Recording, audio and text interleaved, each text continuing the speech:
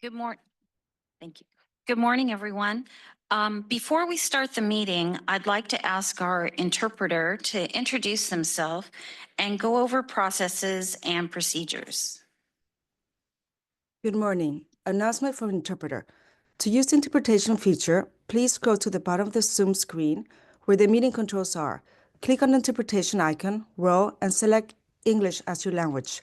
If you're joining through the Zoom mobile app, cell phone, tablet, etc., please press ellipsis, 3 dots, then interpretation, and then choose your language. Finally, click on mute original audio to not hear the original Spanish low in the background.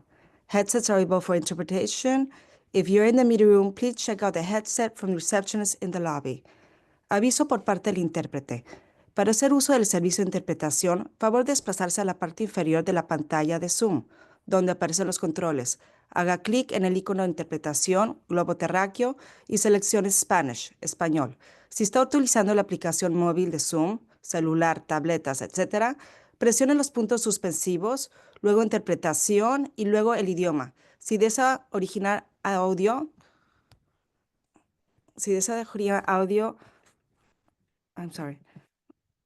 luego,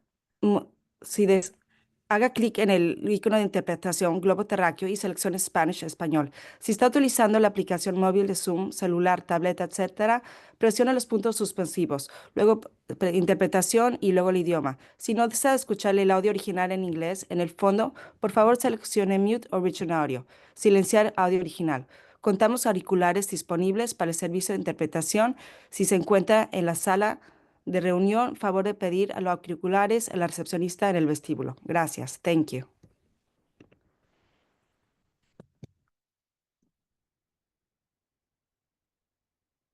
Welcome again, everyone, to the May 8, 2025 Microtransit Joint Working Group Forum. My name is Jennifer Mendoza, and I'm the Mayor Pro Tem for the City of Lemon Grove, and I'm the Mobility Working Group's new chair. I would like to take a moment to acknowledge the land that we call home. The tribal nations of the San Diego region has historically faced injustices. We acknowledge the harmony that existed between the land, nature, and its original peoples who have since endured displacement, persecution, and systemic oppression. We pay our respect to the unceded territory and homelands of the 18 tribal nations in our region, the most in any county in the United States, from 4 cultural groups: the Kumeyaay, Diegueno, the Lisueño, the Cupeño, and the Cahuilla. This land has nourished, healed, protected, and embraced them for many generations in a relationship of balance and harmony. As members of the SANDAG community, we acknowledge this legacy. We aspire to learn from Indigenous traditional knowledge and experiences in undoing the injustices of the past. Please join me for the Pledge of Allegiance.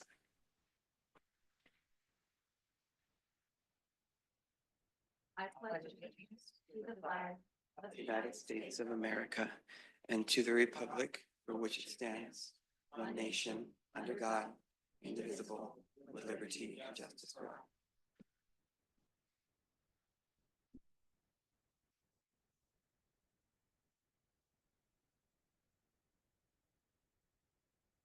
If you would like to be recorded, please hold your microphone and turn the button on.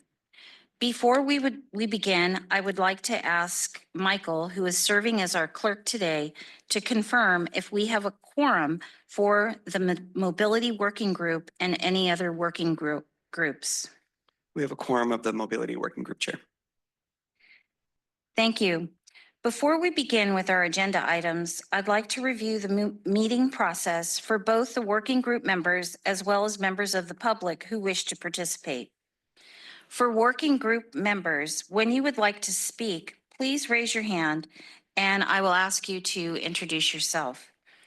For members of the public, if you would like to speak and are in person, turn in a speaker slip to the clerk. If you are online, please raise your hand and the clerk will call on you. Per our board policy, the amount of time allowed for each verbal public comment is determined based on the number of agenda items, the complexity of those items, and the number of persons anticipated to offer comment. This allows us to hear from as many people as possible and to complete our business while we still have a quorum. Based on these factors, for today's meeting, each member of the public will be allowed 2 minutes for their comments.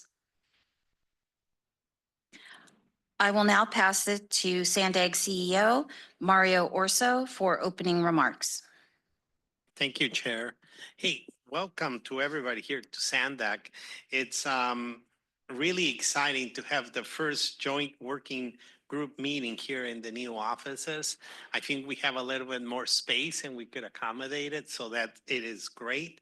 I want to welcome Chair Mendoza she's our new chair in the Mobility Working Group and our host today. So thank you for that. Today, we're going to focus on flexible fleets and more specifically into microtransit. There's been a substantial amount of interest in the region for microtransit and flexible fleets in the recent years. Several of you have launched pilot programs and have programs of themselves. We at SANDAG and our board of directors have embraced this. So the board has allocated funding for flexible fleets grant program that will be released this summer. So keep your eyes open for that.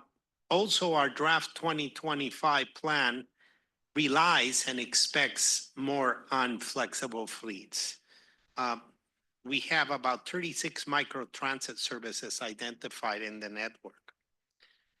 Look, the regional plan changes every 4 years, but it kind of sets which avenue or which boulevard we're taking, right? The boulevard in the left or the boulevard in the right or the boulevard in the middle, whatever you want to decide it is. But it is a reality that microtransit and flexible fleets are coming and they're here to stay. So we need to figure out and have a robust conversation, which starts today, on what are the pros, the cons, the best practices. This working group is where all those great ideas start floating up. So I really encourage a robust conversation on having of what are the opportunities and the challenges of these programs. This conversation is essential for us to move forward for the current regional plan, but as a region to keep looking at what is our vision in this mode of transportation. I really want to thank every single one of you for making the time and joining today. So I wish you the best. I hope there's a lot of robust conversation. And Chair Mendoza, take us to success. Thank you. Thank you. Do we have any comments from the public? We have no non-agenda public comment, Chair. Do any working group members have comments at this time? Okay. All right, we're going to move on to item number 2, the state of microtransit locally and nationally. We will now hear a 2-part presentation. First, SANDAG and NCTD will provide an overview of microtransit programs and initiatives in San Diego. After the first presentation, we will have an opportunity to take clarifying comments from our working group members, but high-level comments should wait until after the second part. After that pause for specific questions, Antoinette will moderate a panel of peer agency staff focused on the benefits and challenges of microtransit. Thank you, Chair Mendoza. Hi, everyone. My name is Emily Doss. I'm an associate planner at SANDAG, joined by Nick Sofol from NCTD. We're here today to provide an overview of microtransit pilots, programs, and initiatives in our region. So let's start out with a reminder of what microtransit is. Microtransit is a technology-enabled service that uses multi-passenger vehicles to provide on-demand services with point-to-point routing, including shared rides. There are two types of microtransit recognized in our region. Neighborhood electric vehicle shuttles, also known as NEV shuttles, are a type of microtransit that are limited to lower speeds, lower passenger capacity inclines of 20% or below, and usually have a smaller service zone. The downtown San Diego Fred, which many people are familiar with, is an example of a NEV shuttle. And then traditional microtransit is the second. They are conventional gas, hybrid, or electric powered cars, minivans, and minibuses that have a larger capacity and have a greater range and can operate on any roadway. As was mentioned earlier in the meeting, microtransit is a mode included in SANDAG's shared mobility program called Flexible Fleets. And today's items 2A and 2B will focus on traditional microtransit, so that second option that I had mentioned. Many local microtransit programs have launched or been piloted in the last 10 years within our region. However, what we currently have is sort of like a patchwork of services all across the region. The majority of these programs are managed by cities. The others are managed by community organizations or North County Transit District. They're funded through a variety of sources, including parking meter revenue, local and state grants, general funds, tourism, business improvement districts, and SANDAG pilot funds. Local pilots and programs have faced several challenges, many of which are attributed to insufficient funding to sustain them long term, causing programs to end or leaving agencies unable to provide the level of service that's needed to meet demand. Another challenge for many is identifying electric vehicle charging infrastructure for projects with electric vehicles. When the SANDAG Board of Directors dedicated funding to microtransit pilots in 2019, we were able to provide financial assistance to early adopters in our region. GoSide and the Beach Bug were partnerships with cities and launched in 2023. GoSide is still operating, and the Beach Bug pilot ended last year. Both of these services were extremely popular, and are extremely popular, especially among residents as opposed to visitors. We saw locals utilizing the service in their daily commutes as well. Transit connections were emphasized as very important for these NEV services. By far, the most popular pickup and drop-off location for the Beach Bug was the Balboa Avenue Transit Center, and rides to and from that transit center did remain free throughout the course of the pilot. Through trial and error, we also learned that pre-launch heavy outreach and marketing is not needed for these services, and ridership will grow naturally. In 2023, the city installed parking meters in PB. The revenue from these meters was intended to sustain the service. However, there wasn't enough revenue to fund it, and the PB Parking Advisory Council voted to allocate funds elsewhere. This pilot ended in October of last year. And lastly, the Carlsbad Connector launched in partnership with the City of Carlsbad and NCTD in 2019. This service provided a first last mile connection and unfortunately ended prematurely due to the pandemic. But through the period it did operate, we did learn a few lessons. Firstly, launching a new service requires a lot of attention in the beginning. The Carlsbad Connector required several early updates to the routing algorithm, service areas, virtual stops, and service hours. We also learned that's important to make sure that you have some way to capture data around trip replacement. Moving on, I'll pass it to Nick to give an overview of NCTD+. Thank you, Emily, and I'd like to thank Chair Mendoza and SANDAG for inviting us here to present on NCTD's microtransit program. Again, my name is Nick Soulful. I'm the Director of Strategic Planning and Transit Systems at NCTD, and I'm the Program Manager for our microtransit implementation. So starting off, I just want to give a comparison of the modes. This is very kind of repetitive from what Emily just provided, so I'm not going to dwell on it too long. But when NCTD was looking at microtransit, we were looking at all three of the possible options. So we have local bus, which we operate as our breeze service, traditional microtransit, which is in a little bit of a larger vehicles, larger surface area size, and doesn't have the same restrictions in terms of elevation grade and passenger capacity as the NEVs do. And then lastly, the neighborhood electric vehicles. I want to spend a little bit of time on this slide. So microtransit service as a concept is really not new. It's a demand response service which has been operated successfully by transit agencies for decades. The difference is that microtransit, as we know it today, leverages technology, right? And it leverages the ability to have folks use their mobile smartphones and be able to request a trip very quickly and conveniently and having that feedback. But demand response zones via dial-a-ride have existed in the transit space for a very long time.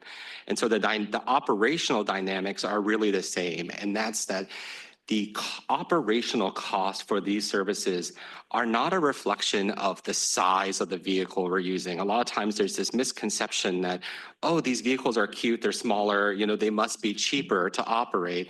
They're not, because the cost is on the actual operator. And as you kind of see on the chart here, if we had to move 60 people in a 1 hour time frame, you could fit all those people on one transit bus with one operator, paying that one operator salary. If you had to move the same people on microtransit, it would be additional operators needed, right? You know, because it only has an 8-person capacity, and then on NEVs even smaller. So in order to move the same number of throughput between a bus and a microtransit, it actually has a substantial operations cost. Even though there might be some savings elsewhere, it tends to be a very expensive service, albeit a very convenient service for the passenger, and we've heard very good things, but it is not by any means, it is not a cheaper option than fixed route transit service on a per passenger basis.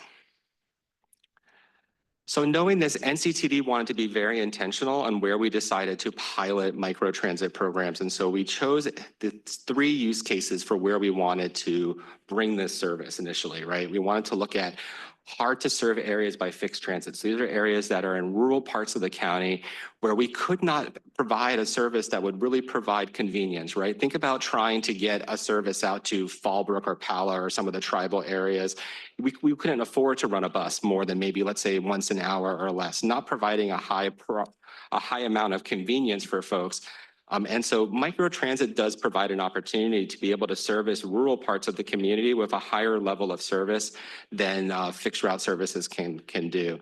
First and last mile connection for us, that's really important, especially from our Sprinter and our Coaster rail stations. And then areas where we have extremely limited bicycle and pedestrian connectivity. So where it's very difficult for someone to actually connect to a fixed route bus, those areas were areas we wanted to prioritize for microtransit.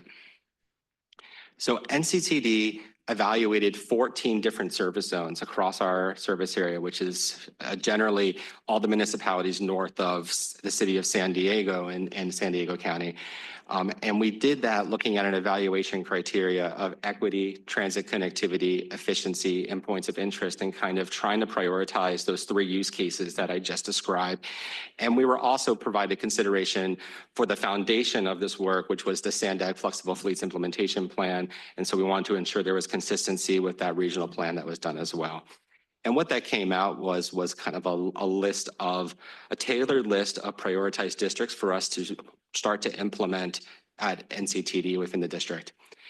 So the first service zone was identified within the city of San Marcos to kind of leverage the student-based ridership that's growing at CSUSM, as well as at Palomar College. In that area, that there's a significant traffic issue in that area with the city being bisected by the 78. And there was a lot of opportunities there to provide connectivity within that area. So we went ahead and rolled out. We learned some really cool things in terms of marketing, tried to be innovative. You know, one of the things I wanted to point out here, we did these kind of really neat advertisements on gas pumps where folks who are filling up their gas, it would literally say, filling up so soon, you could save money by riding NCTD Plus available right here in your service zone in your backyard. So we did some really innovative things. We had billboards and it was very well received as a pilot. We were very conscientious about our equity considerations. This is something that sometimes isn't given full consideration in microtransit pilots, and we should as operators of transit. So we provide ability for anyone who's unbanked to provide cash payment on board. So it does not require a credit card payment through the cell phone. We have a bilingual service center, as well as our app is natively bilingual in Spanish. So if you have your app set to Spanish language or your phone set to Spanish language, our app comes through natively in Spanish language.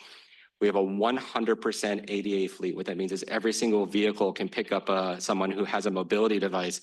And that's important because in my microtransit space, sometimes we only dedicate one vehicle for ADA accessibility. And so what that might cause is someone who has a mobility device, when they go to request a trip, they might have a wait time double as long as someone who does not have a mobility device. And that is naturally not in line with the intent of ADA. And so because we do this and have a 100% ADA fleet, we do not have disparities in wait time between people who need mobility devices. We also provided a lot of inclusive branding on the vehicle. I have another picture later that shows it. Key statistics, in just 9 months of operation, we have had 14,000 passenger trips. About 98% of those have been booked through the app, and we have a pretty good rate of folks coming back to the service. So of people who ride our service, the average trips per rider is 21.5. So those people who do try our service come back to our service and continue to use it, which is a great thing to see. We had to make some modifications to our fare structure. Initially, this was thought of being a really premium service. We priced it as such. So initially, we were charging $5 for a trip anywhere within the San Marcos zone, and then providing an incentive for trips to and from our Sprinter stations. What we found out early on, that was probably a little bit too aggressive for our average rider. And so we ended up making some changes to our fare structure about 45 days after initial implementation. We cut the fare down to $3 anywhere within the zone, and then $1.50 if you were going to or from a Sprinter station. We also, as a policy-wise, even though we're not receiving any additional funding, we went ahead and adopted YOP also in August as well. So youth ride free on our service. As a result of that, the service became very popular, which is good. We want to see it. But what we've seen with that is that our average wait time has actually doubled because we can't put enough service out budgetarily to be able to meet the demand that we now have with the service. And our percentage of canceled trips has also increased. So here's some of the limitations that I wanted to highlight. I kind of mentioned it a little earlier on the first slide, but from a cost efficiency basis, looking at cost per passenger trip, right? Like what does it cost to the agency for each person who rides? The cost on NCTD Plus is more than double the cost per passenger of our Breeze bus service, which kind of gets back to the point I was making initially, is that although they're smaller vehicles and there's a lot of convenience for passengers, it is more expensive on a per passenger basis, even when you're operating an efficient microtransit service. Our wait time, because of the popularity, is now exceeding our average goal, which was 20 minutes or less. We're now averaging closer to 20 to 25 minutes. And we have peak times sometimes where the ridership, the time wait will spike to 45 minutes. And usually what we see is when people get a response back saying it's going to be 45 minutes, they just cancel their trip. They're like, nope, I'm not going to wait. I'll do it another time. And then we're unable to expand our zones without impacting quality of service at this point, right? Because if we expanded the zone anymore, then we have to put more vehicles on, and that is more operations expense that we don't have the ability to absorb at this time. So at this point, we don't want to expand the zone. That would further degrade the quality of the service. Our next steps, we're planning on using the data that we're getting. We're getting a very rich data set. All the origins and destinations within this service zone we're capturing. And so we're able to use that data and leverage it in planning for our other services. So we're looking at how do we take that data for fixed route planning. We're also looking at the funding issue is certainly a problem. I mean, right now, we're funding this completely with local funds. And they are in short supply. So it's becoming a difficulty for us to be able to implement as many of these systems as we would like within our service zone without having a sustainable funding source. But pending future funding availability and capacity, we are planning on moving forward with our next zones. We're launching NCTD Plus in the city of Vista later on this month. And then if we have available funding, we have a zone coming online in the Fallbrook Pala area, and then after that in Oceanside. And so with that, I think that's pass it back to Emily. Thank you. Thanks, Nick. All righty, wrapping up the presentation with a few regional resources for all of you. SANDAG is currently in the process of finalizing our 2025 regional plan. We're all very excited about it. It incorporates a significant number of microtransit zones, as Mario had mentioned earlier. Since this map might be a little bit difficult for you guys to see, I just wanted to point out that it's available online at sandag.org on a regional plan webpage, and also linked in the agenda as well, or in the agenda report. The SANDAG, we have several other resources available to local agencies as well. As Nick had mentioned earlier too, our flexible fleet strategic plan provides a roadmap for planning and implementing microtransit pilot programs. This plan includes a review of case studies, a regional scan of the county that identifies the suitability for microtransit services in various opportunity areas. It also identifies a path forward for deploying projects within those opportunity areas as well.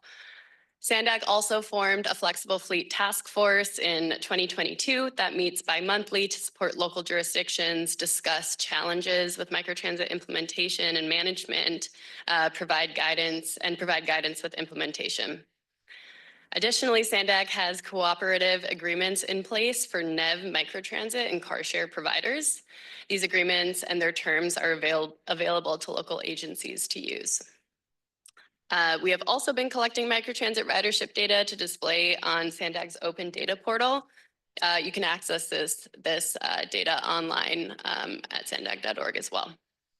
And then lastly, SANDAG staff were here and available to provide support to our local agencies with questions about microtransit planning and implementation.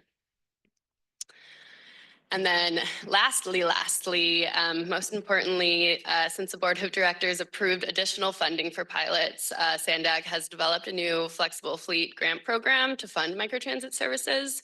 Governmental agencies, including tribal governments, transit districts, and military institutions are welcome to apply. $4.5 million is available for microtransit operations and capital costs. After seeking feedback from SANDAG working groups and Transportation Committee this past winter, the grant program Call for Projects is still in development, and we anticipate opening up the application window this coming summer.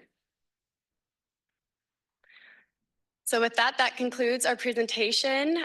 Thank you everyone for your time today. I'll now pass it back to Chair Mendoza. Thank you very much to our presenters.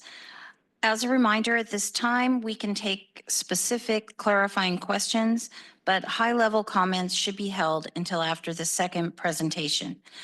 Does anyone want to ask a question at this time? And again, when making a comment, please state your name and which working group you sit on.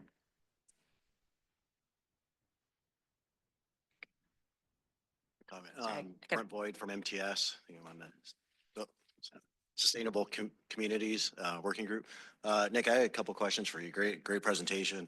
For the call center, how much staffing is that required? Do you have somebody dedicated specifically to that, and kind of what are their hours and so on? No, we operate, Lyft paratransit service, and that service has a call center. And so we were able just to be able to utilize those existing resources. Okay. We were monitoring it to see if we would get so many call volume, we would have to potentially add another position.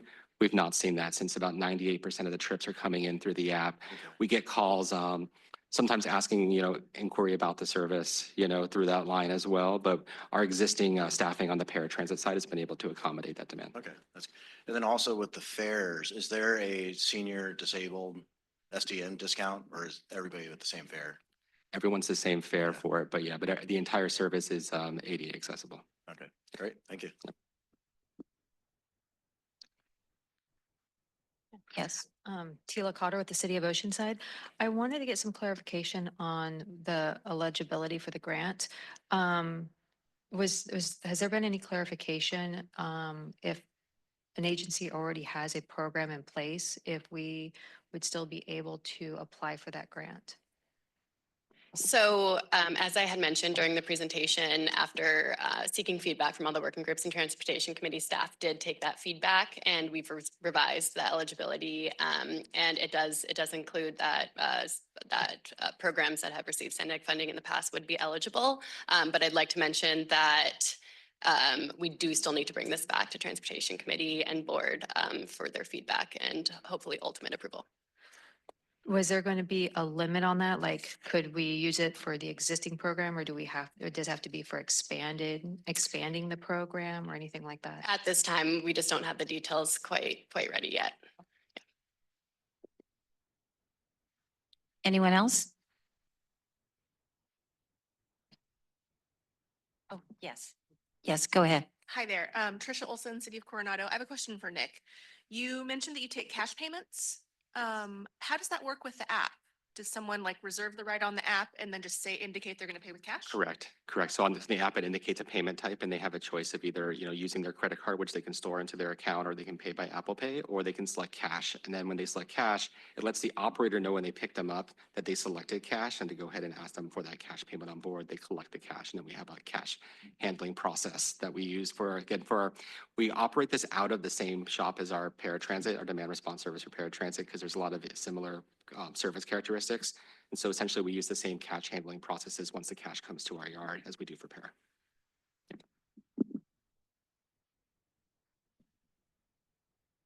Any further questions for staff? Hello, I have a quick question for you. My name is Raina Ayala from the city of Imperial Beach. You guys mentioned that all of your vehicles were ADA compliant. I was just curious to know about the cost difference between having a compliant vehicle and a non-ADA compliant one. It's usually more of sometimes the ADA compliant issue can have a difference in your capacity depending on how the vehicle is made up. I don't have the numbers for you exactly on what, because as a transit agency, we actually make every vehicle 100% ADA. So we don't even look at vehicles that are non-ADA for me to be able to know off the top of my head what the comparison is. I do know this was a fleet that we essentially already had, and we were looking to transition to a different fleet for our paratransit service that we operate, Lyft. And so there was an opportunity that we could use these vehicles for NCTD Plus. So essentially we took those same ADA accessible vehicles and we rebranded them into the service. Thank you. And I had one more question. In your presentation, you mentioned that once you changed the fares, that the number of cancellations increased. When a trip is canceled, does the app ask for feedback as to why it was canceled? And did the increased wait time, was there a correlation between the two? It doesn't ask if there's a cancel, we can see the number of cancellations, and we can kind of infer by matching it up to what the wait times are throughout the day, because we can see that graph, right, of what our wait times were. And we've seen that kind of it matches up very closely, but it doesn't specifically ask them for the cancellation reasons. But when we've asked for feedback at the end of every completed trip, it does send them a survey. And so we have seen that data come through, and we have seen a slight drop in our passenger feedback, right? Because when we first operated, we had about a 10-minute average wait time. And also because we had less ridership, almost everyone was basically getting their own private Uber, for lack of a better term, right? So they got used to being in a dedicated service that was basically their own personal taxi. As the service has become more popular, the wait times have increased, and now the route will make deviations. So it might pick up me along the route and then pick me and then actually drop me off first if it's more convenient to do so, and then drop off someone. And so for folks who got used to the early days where the ridership was lower and they were just getting direct point to point, essentially taxi service, we actually have seen the total, how many stars do you rate this service? Went down a little bit. We're still in excess of 90% customer sentiment and satisfaction, but initially we were tracking more like 97, 98%. So we've definitely seen a little bit of an impact as the passenger loads and popularity has increased, and the wait times have increased, as well as the number of deviations the route has to make to be efficient. Some folks have, kind of commented that it wasn't as convenient as it was when it was essentially operating with very low capacity. Thank you so much. Thank you. Okay, thank you. Thank you very much to our presenters. As a reminder at this time, I'm sorry.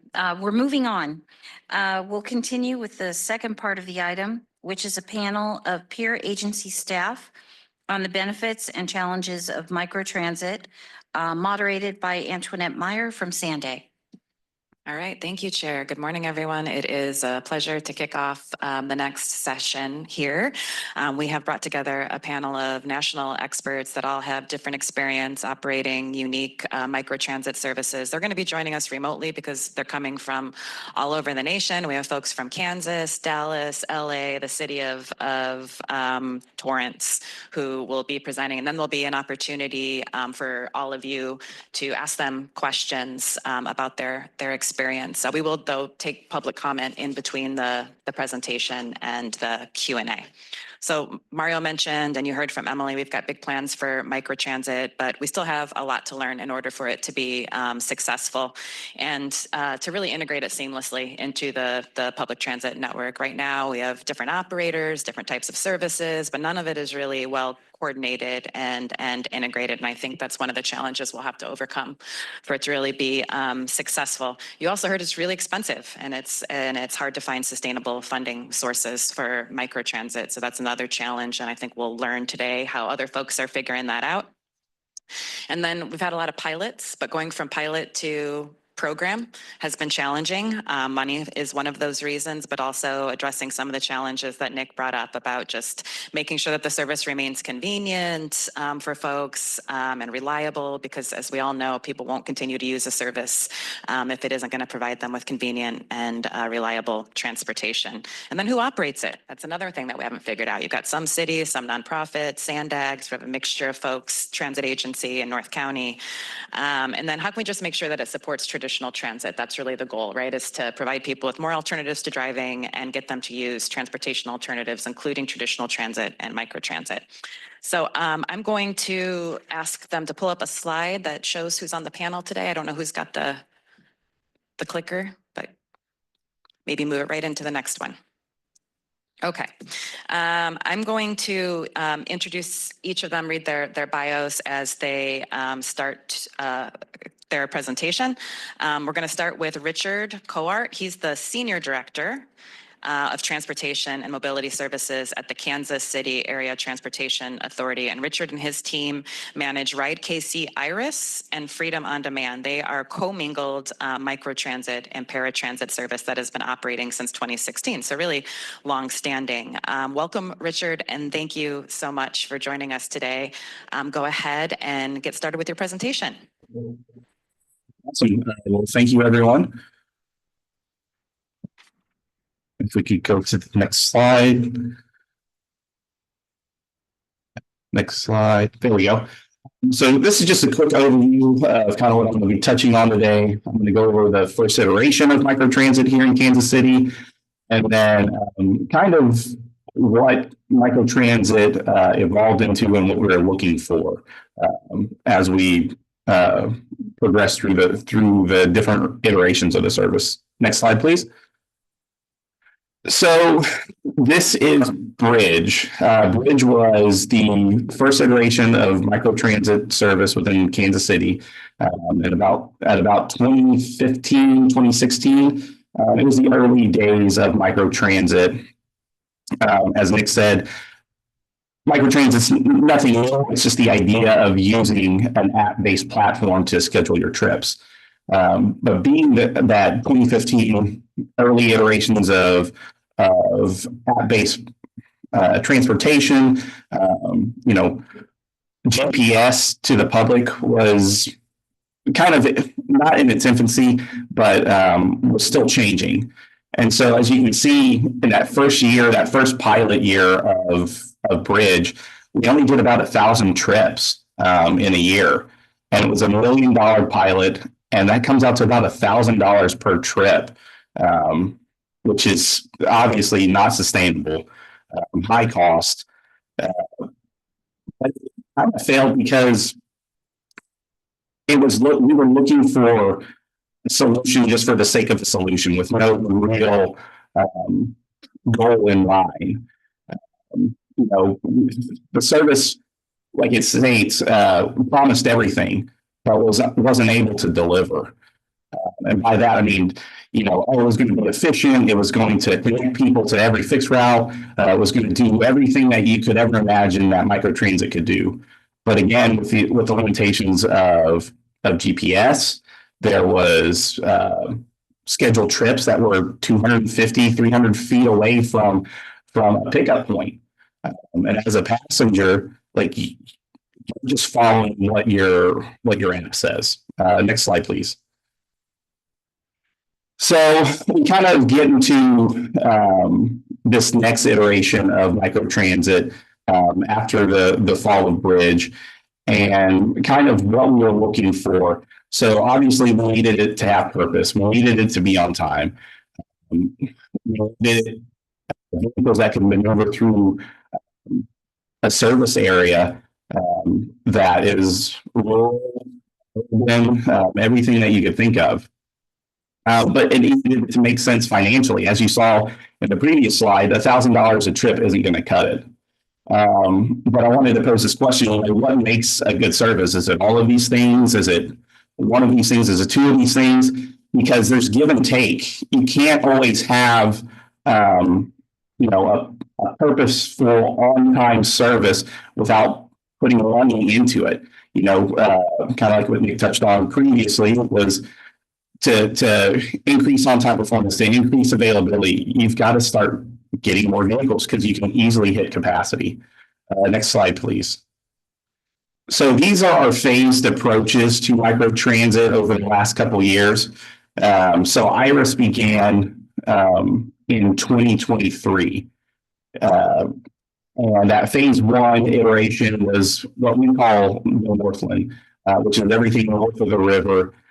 And it was a lot smaller, multiple zones, with connectivity, free to connect, transfer points, with a fare that was $3 within a zone, $4 to cross zones. And then we got into phase two, which came about due to NFL draft. So we hosted NFL draft and we rolled that connectivity to the city center. And with that expansion of the zones and creating more zones. But with so many zones, we transitioned to phase three, which then included the southern part of the city. And we created this huge monster of a service area, about 350, 365 square miles. And so we had to start combining zones and looking for options, because if we would have had 30 zones within this region, there would have been so many instances of crossing zones, increasing that cost and making the service not affordable to people. Next slide, please. So for any that don't know, Kansas City is a zero fare city. We were one of the first zero fare cities within the nation prior to COVID-19, around 2019, the end of 2019. They went zero fare. And for our microtransit service, as we progressed and partnered with the city of Kansas City, who funds the service in its entirety, we came to an understanding that there would be fares associated with this because this is a premium service. But how do you create fares in a zero fare system? So we look to the app and we move heavily on our service provider because we do accept cash for those who are unbanked, allowing them to pay cash when needed, but also pay through the app. And similar to what was stated previously, we have about 96% of the individuals book through the app, pay through the app. It's just that small percentage of individuals who prefer to pay cash. We have a whole cash handling process for that, which allows the operator to take that, make note of it, and it's all done through the app. Next slide, please. So as our ridership started, it was very low ridership. Again, you want to be financially responsible for what you're doing, what you're providing to the public. Initially, about $550 on average per trip in the first few months of virus. And what really pushed us and grew our ridership, because we had no marketing associated with any of this. It was agreed upon in the beginning that there would be no marketing push initially for a few months. But the NFL draft really pushed that ridership up because there was that idea of like, hey, the communities are reaching out saying, hey, there's this Iris service for microtransit. You can connect to the NFL draft because of the service areas being reduced for fixed route and paratransit because of the closures. And as you can see, we just started increasing, and it became all word of mouth. And this is the first year's ridership data. As you can see, went from 200 to nearly 18,000. Next slide, please. So kind of measuring our success as we move forward, we ended up with around 24,000 boardings monthly, which is very similar to our paratransit service. So they actually went side by side. But separate from our paratransit service, which is curb to curb, the microtransit used point to point. So it was virtual points throughout the system. We could create, delete as many as we wanted to make sure that we're servicing people. So no one had to walk more than a quarter of a mile. And that was all with 30 vehicles with a operating time from 4 a.m. to 11 p.m. Next slide, please. This is a layout of our paratransit service, our zones, which, as stated before, we wanted to start commingling. The idea of connecting people that used our same day paratransit scheduling with microtransit. That way, that efficiency is there, but also individuals have the ability to ride with other people. It's the idea of everybody is the same and can be part of that system. Next slide, please. So the future of on-demand in KC for the KCATA is a little different now. So in August, we put out an RFP to look for a new paratransit technology and service provider. We ended up selecting Wika, who was actually the microtransit provider for our community, and also WHC, who is our turnkey operator. And they manage the day-to-day operations with input from us. Again, we look to combine these services for equity purposes, for efficiencies, for everything that you could think of to make sure that the service ran smoothly. And we hope that there would be continued growth, but you can always hope for the best. Next slide, please. But there's always that hiccup of what can happen. Next slide, please.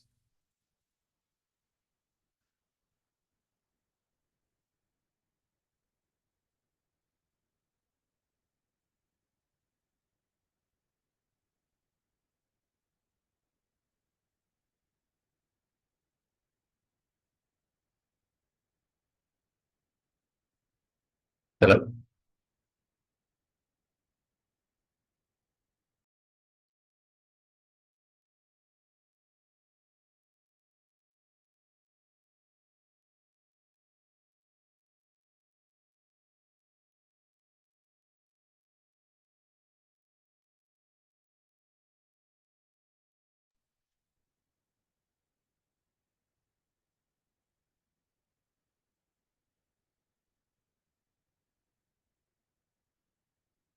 Hello.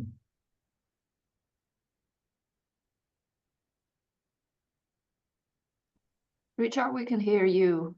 I think it's just the room all disappeared. Okay. We can hear you.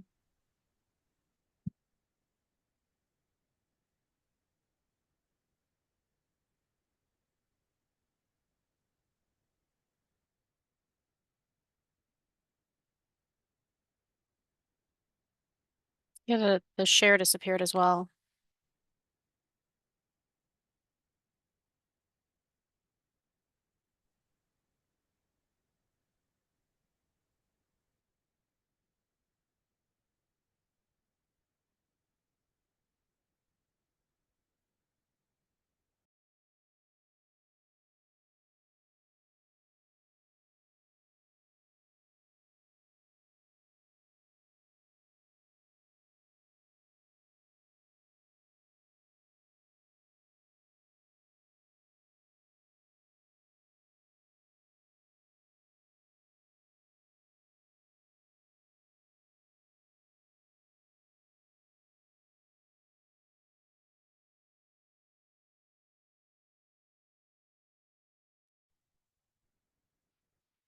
we good to go? We should be good to go. Monica, you want to try again? Yeah, I'm here. Oh, there we go. We Awesome. can hear Thank you. Thanks, team. Great.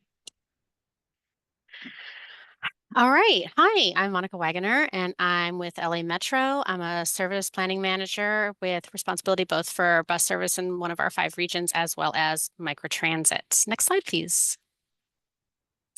So just a little background on our Metro Micro service.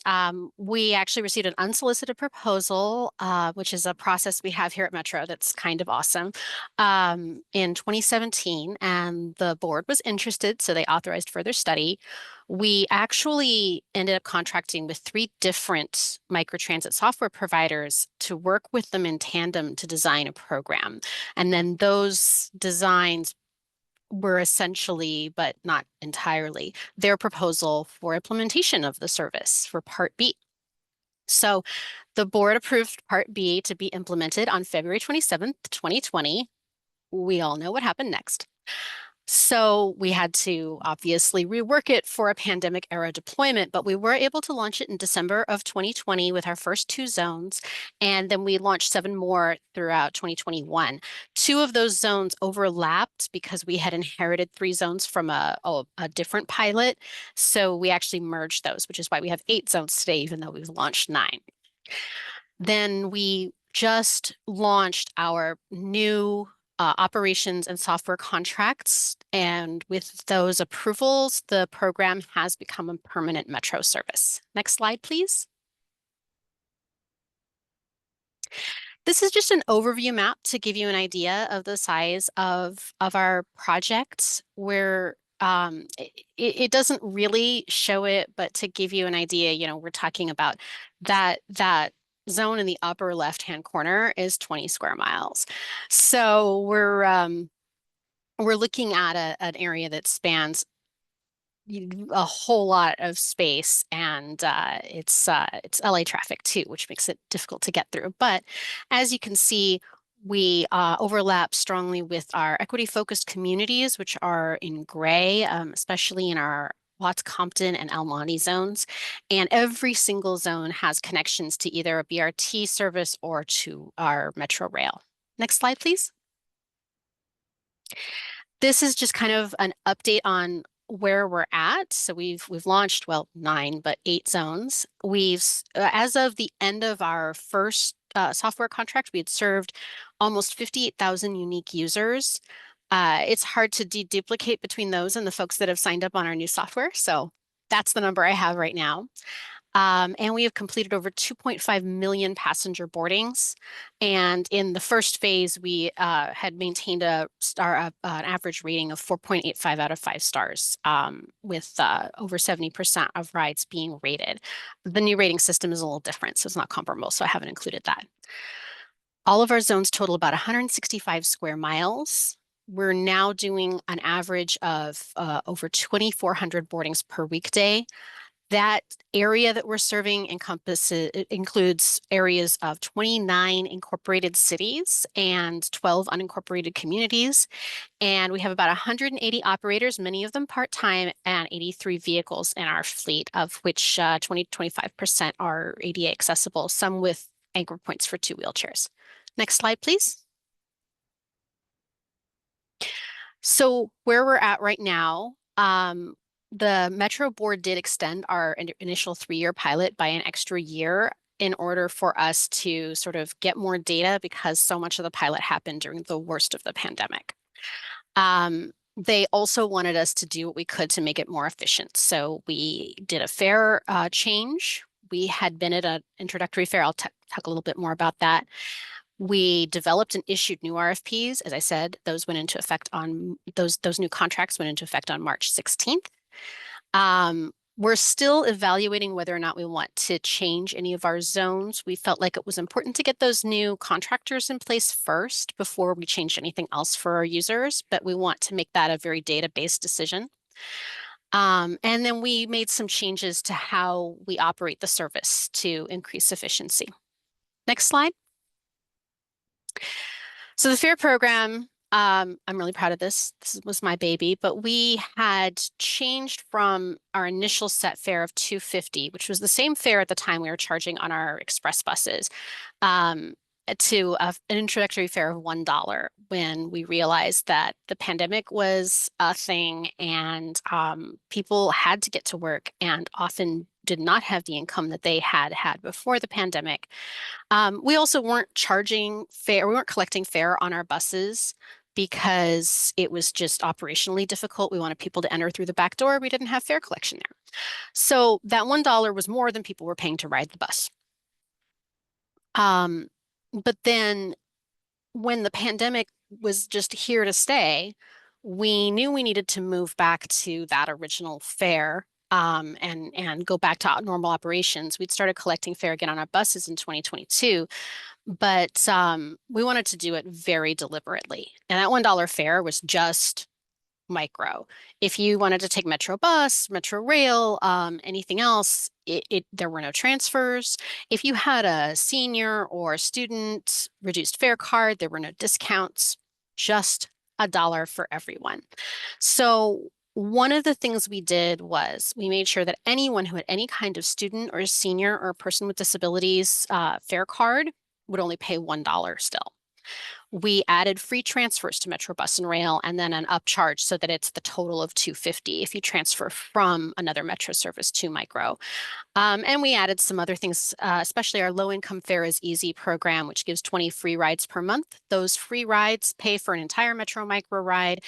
And if you board Metro bus or rail with a life ride and transfer to Metro Micro, you are not charged that upcharge because it's considered as having paid the $2.50 fare. Now, when we took this to the public to introduce this fare program, we were gobsmacked. Out of all the comments we received that were actually about the fare program, which, as you know, public comment can get a little bit off topic sometimes, but of those that actually registered an opinion on the fare program, 2/3 were unreservedly in support of it. And even some of those that we registered as opposed were saying, hey, yeah, it can go up, just not that much. So it was really a testament to how the work we put into making this an equitable and fair proposal that integrated our other fare programs made it work for people. Next slide, please. Next slide, please. There we go.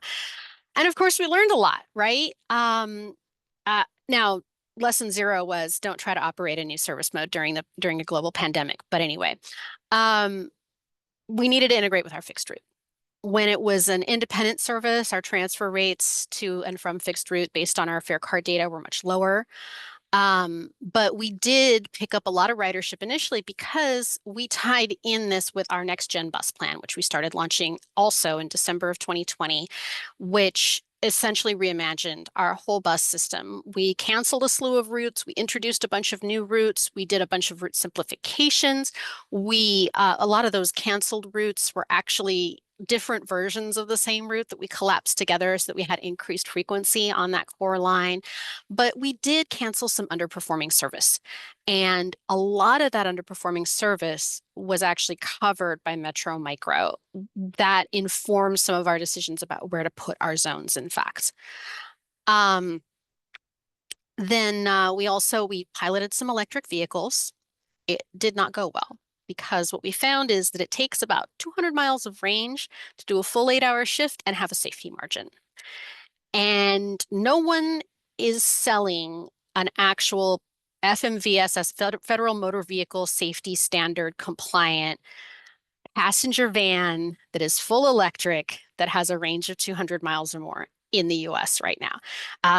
The Mercedes e-Sprinter is close, I think, last I saw, but that one requires a Class B license, and we actually opted to only require a Class C license for our operators. So we also learned a lot about what makes a good zone, and this is going to inform any future updates to our zones.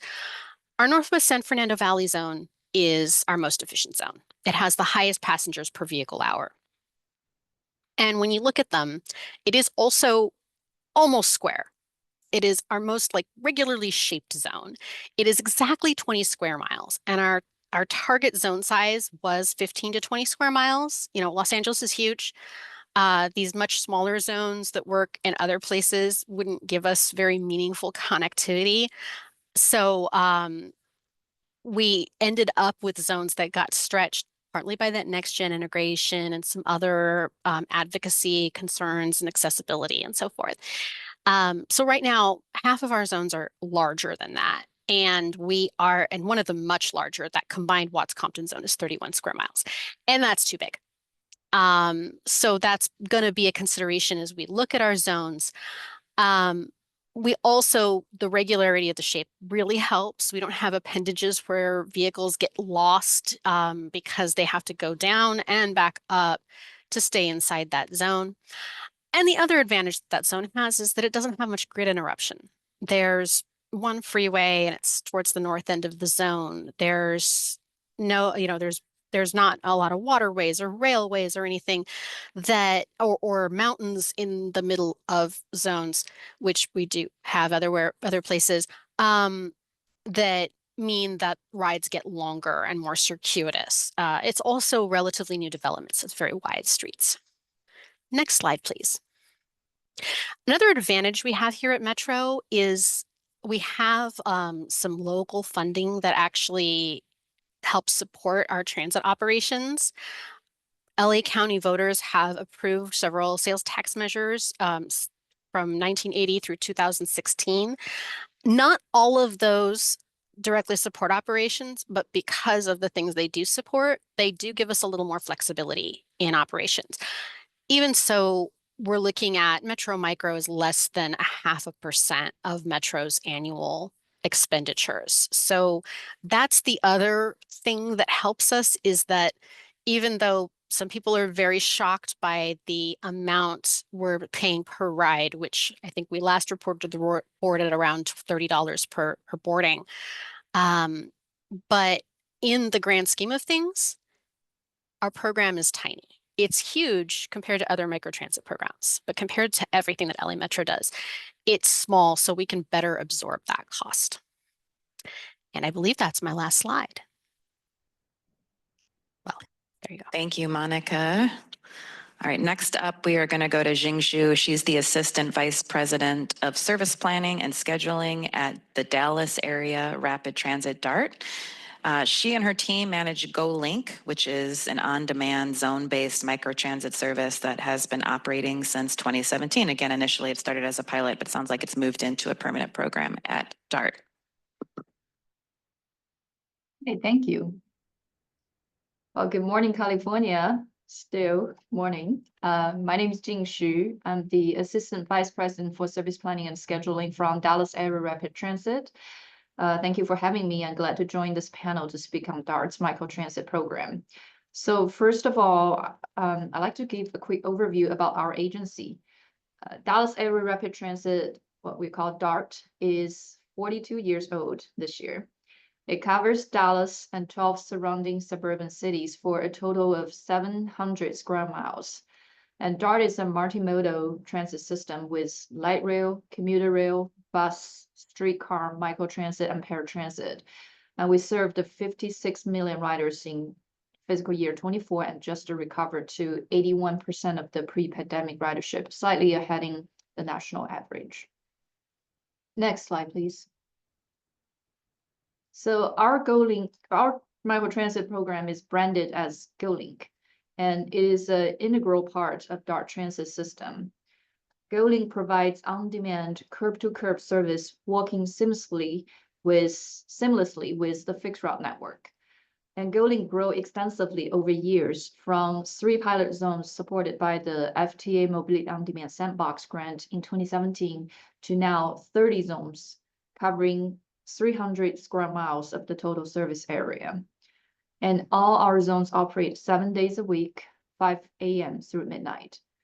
We use a mixed supply operation model for GoLink, which includes a combination of a dedicated fleet and transportation network companies such as Uber. I'd like to also mention GoLink trips can be conveniently planned, booked, and paid via DART's on-rider mobile applications called GoPass, or they can do that through a call center. And GoLink is covered by any DART standard fare. Next slide, please. And GoLink has gone through significant expansion and accelerated growth over years, especially in 22 through 24. So in early 22, we had a complete bus network redesign, and we expanded GoLink program significantly to serve as a coverage service in low density area, as well as providing first last mile connection. So as a result, in 22, GoLink program expanded from 17 zones to 30 zones, which we have today. And in early 2023, we had another wave of expansion, but more on the service duration. So from early 2023, all GoLink zones begin to operate 7 days a week from 5 a.m. to midnight. And our ridership peaked at October 2024 and has been largely flattened since then. And now it serves roughly 6,000 to 7,000 riders on an average weekday. And about 70% of the riders were served by Uber. And we also get 95% of the GoLink riders booked their trips through the mobile application, only 5% booked through the call center. Also, only 2% of the GoLink riders were people with an ADA disability. Service was highly approved by our customers and highly productive. Average waiting time is below 13 minutes and riders per hour close to 5. Cost per rider is about 15. So those are the key performance indexes we track and report to the public audience, including reporting quarterly to our board. Next slide, please. So previously we mentioned GoLink is an accessibility service for local trips, especially for low density, low demand, and also areas with limited site work. So those are the areas that traditional fixed route did not work well. And now they're getting a more effective service alternative about microtransit. And those type of trips, the coverage trips is about 70% of the GoLink ridership. The remaining 30% of the GoLink ridership are more like a first last mile connection, which we see people going to take GoLink to go to train stations or bus centers to hop on the fixed route service to continue their longer trip.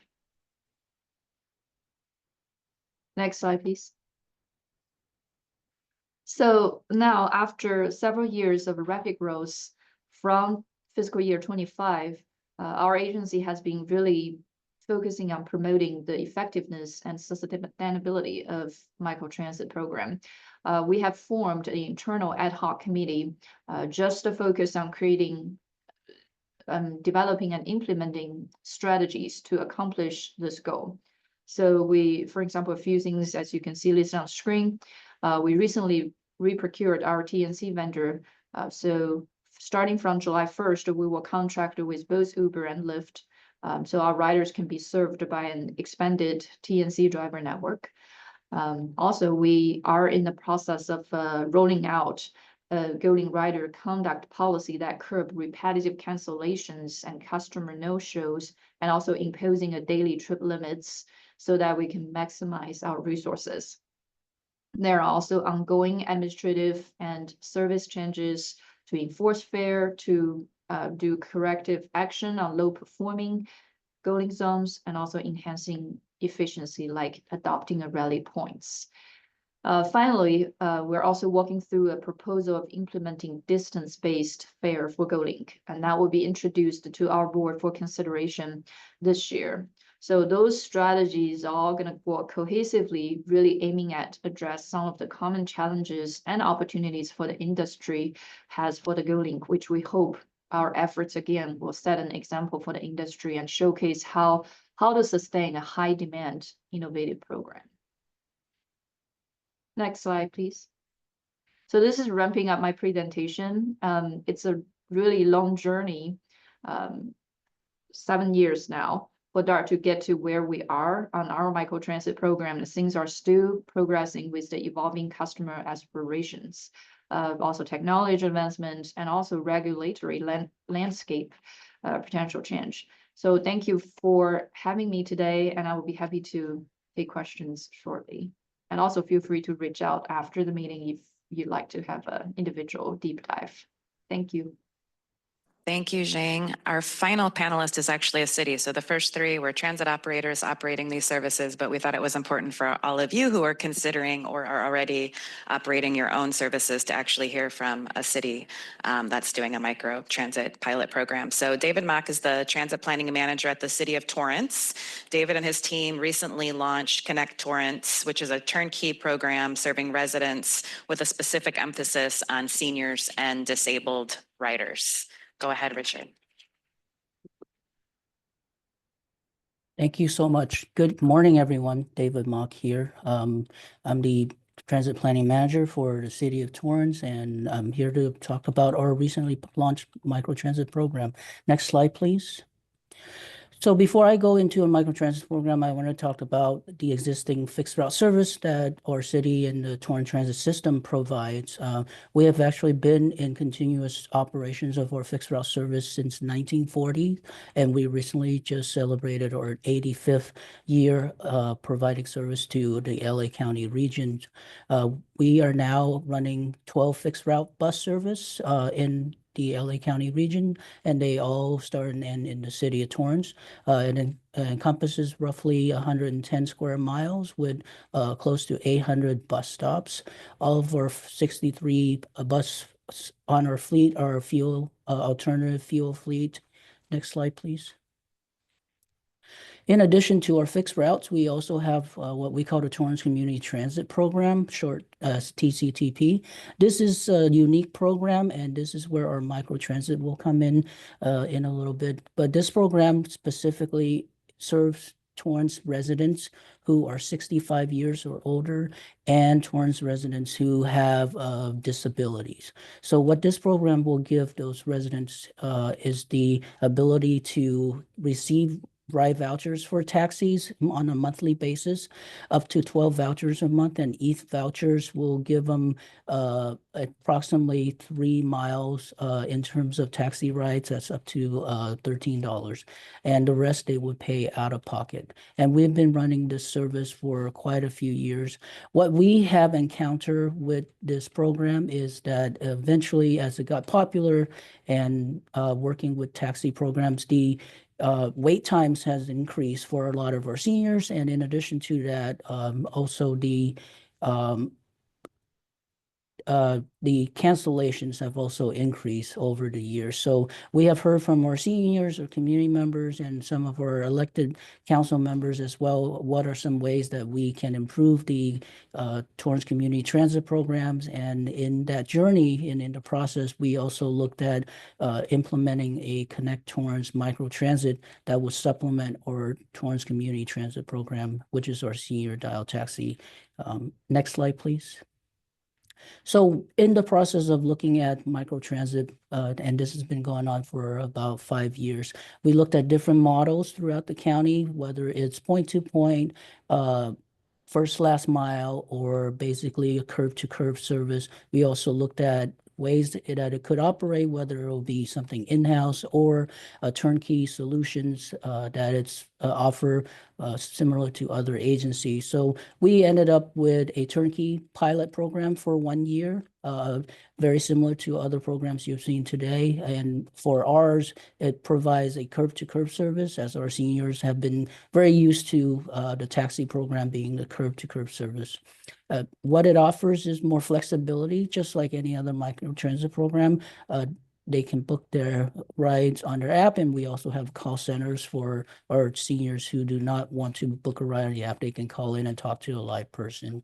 It also, again, provides that first last mile to our new transit center that just recently opened in 2023. This center is a multimodal hub that provides our bus route service and the future terminus for the LA County Metro K line that will come down to Torrance. Next slide, please.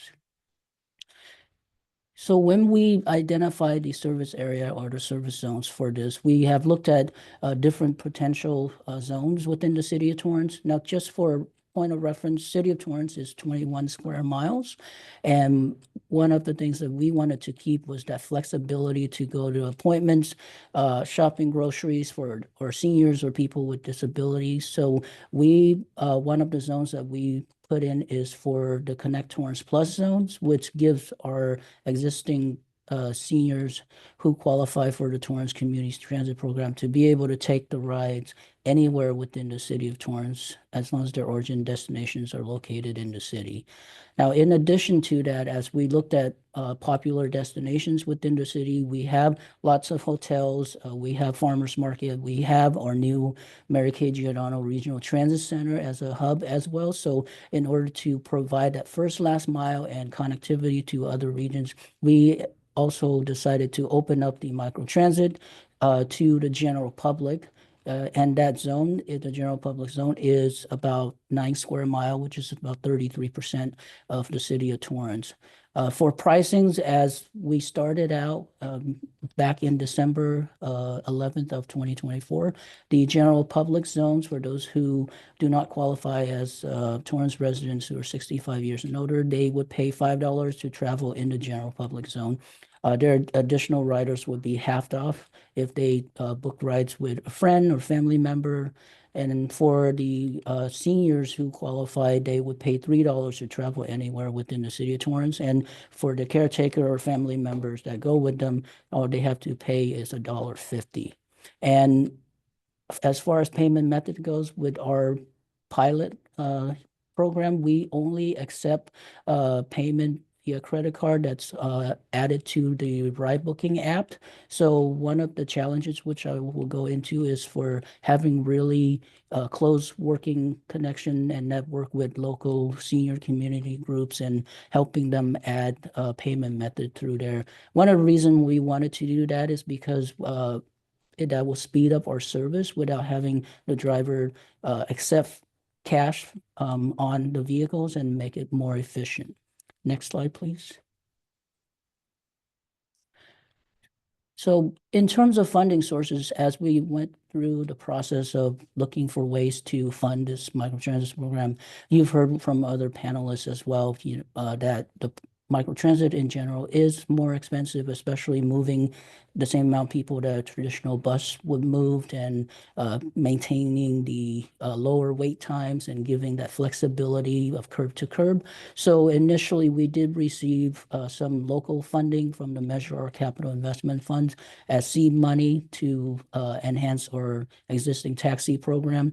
We then went on and applied for a Measure M Visionary Seed Fund that's provided by LA Metro. And in addition to that, to make ourselves more competitive and to show that we really want to have the stakes in this service, we also provided matching funds using our transit operating budget to be able to operate the program as it is now. Next slide, please. Obviously, the program started out with some challenges, and I'm going to go over some of that as well. We did have an initial social media marketing outreach just a few days before the launch, as some of that, as mentioned earlier, was some of the best way to reach out is to get them right before the launch so that people will know that it's happening. In addition to that, our teams are very hands-on in terms of working with seniors and people with disabilities, going through some of the community-based organizations, their meetings, going out to farmers market, really passing on the information and getting the word out by word of mouth through different communities. Torrance is a smaller community than some of the larger county areas, but as far as outreach, we rely a lot on our local community members to pass us on, and we have definitely found a lot of success in that.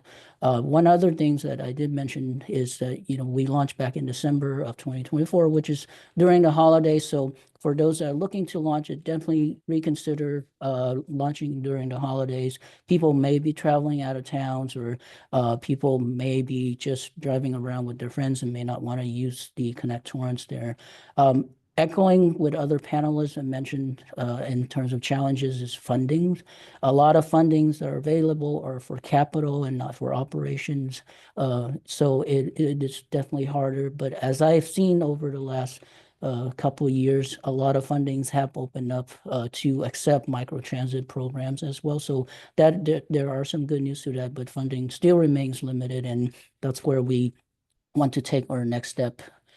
In terms of success, since our launch in the past 5 months, we've had over 5,500 rides completed. Our average rating is 4.9 out of 5 stars, and our average wait times is about 10 minutes. We've seen an increase in share rides now up to 20%. We have 30% of the rides are returning riders. Our senior populations, as we signed them up for Connect Torrance microtransit program, are increasing. We've now seen 30% of our riders are seniors. 35% of our riders are seniors.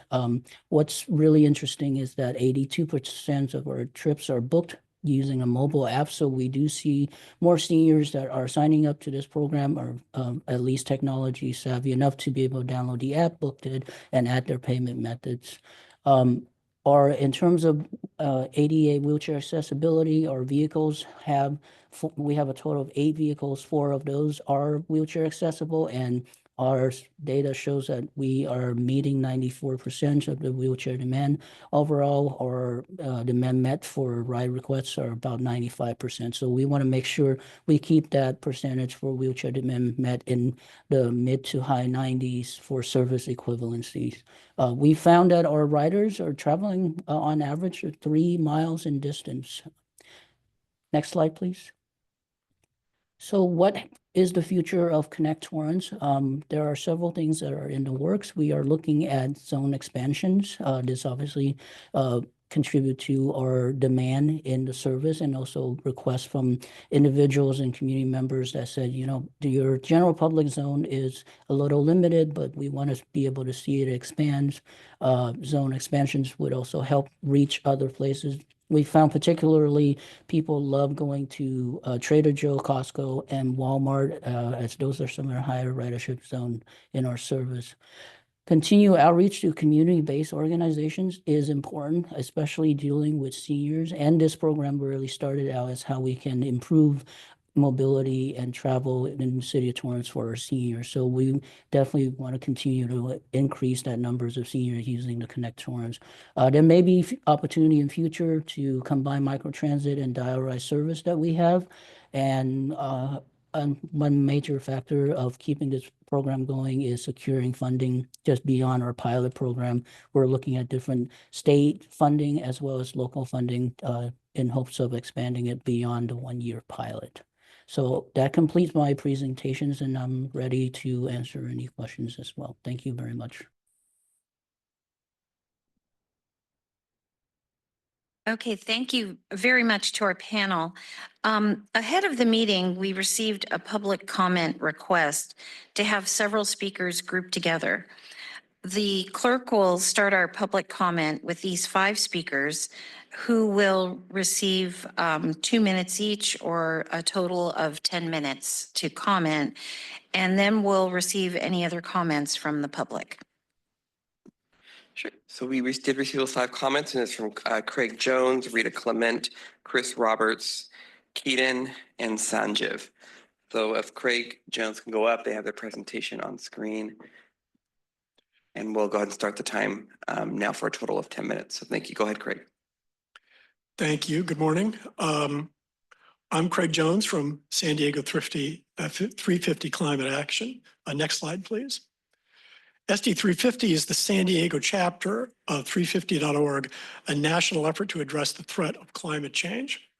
I'm retired, but have an urban planning background with cities here in our region. I live in the city of San Diego in Scripps Ranch.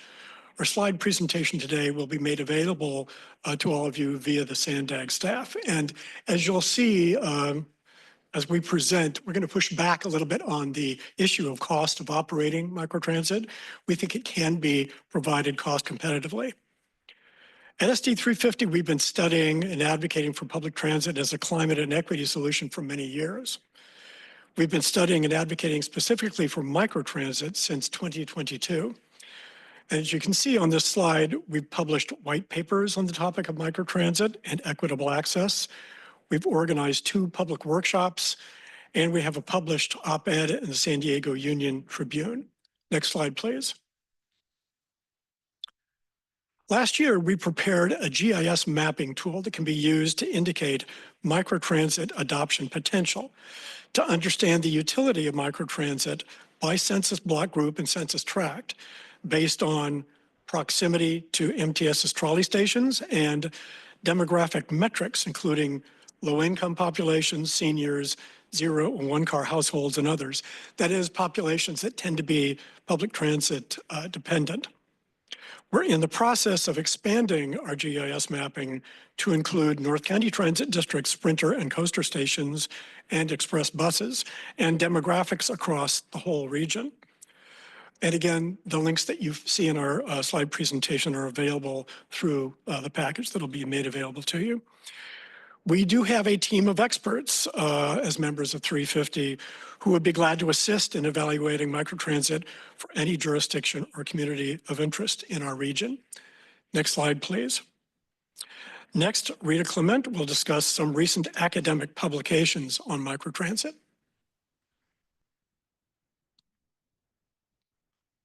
Good morning. My name is Rita Clement, and I live in Chula Vista. Here are just a few recent academic publications on microtransit that we have reviewed from last year. From MIT, from George Mason University, and in particular, a publication from the journal Sustainability from Professor Susan Shaheen's lab at UC Berkeley. Next slide, please.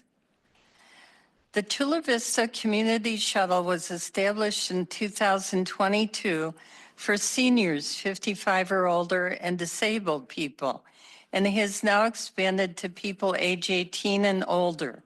The program costs $670,000 per year, covered by grant funding through 2025. The city plans to use revenue from fares and advertising to fund operations in year 4. Other local deployments in National City, Southeast San Diego, and the City Heights demonstrate the unmet need for access around our region. Here are some figures from the MIT master's thesis. Microtransit service has been growing dramatically year over year, with 54 programs statewide and over 244 programs nationwide in 2023. Hundreds of transit agencies and local governments are combining public and private funds to operate microtransit service beyond the pilot phase. VIA in Jersey City has had 5 years of operation and completed over 2.5 million rides. Next slide, please. Next, Chris Roberts will discuss how to operate microtransit efficiently. Hello, I'm Chris Roberts and I live in Carmel Valley. We consider National City as an example of good design choices. As seen in the picture, the service zone covers areas with high microtransit adoption potential, represented by the density of dots demonstrated by our GIS map. Even though National City is small, the service zone does not try to cover the whole city. Also notice the low density of dots in the region west of National City Boulevard and adjacent to the 2 trolley stations, highlighting the need for last mile connector service. Next slide, please. And here's a more technical slide on how to make good design choices for efficient service. A compact service zone ensures that each shuttle van can cover the zone multiple times per hour, increasing boardings and lowering costs per ride. Moreover, research shows that point deviation service, where the routing algorithms are designed so that key locations such as trolley stations or Walmart are served on a known schedule, such as 15 or 45 minutes past the hour, can double the number of boardings. Point deviation service integrates the best of both worlds, a fixed service schedule that people can plan their trips around with on-demand routing that reduces trip times. Next slide. And now Keaton Cerello will speak about how to fund microtransit. Hello, I'm Keaton Cerello. I'm a recent graduate from UCLA's Environmental Science Department. I currently live in Terrasana, but I used to go to National City for high school.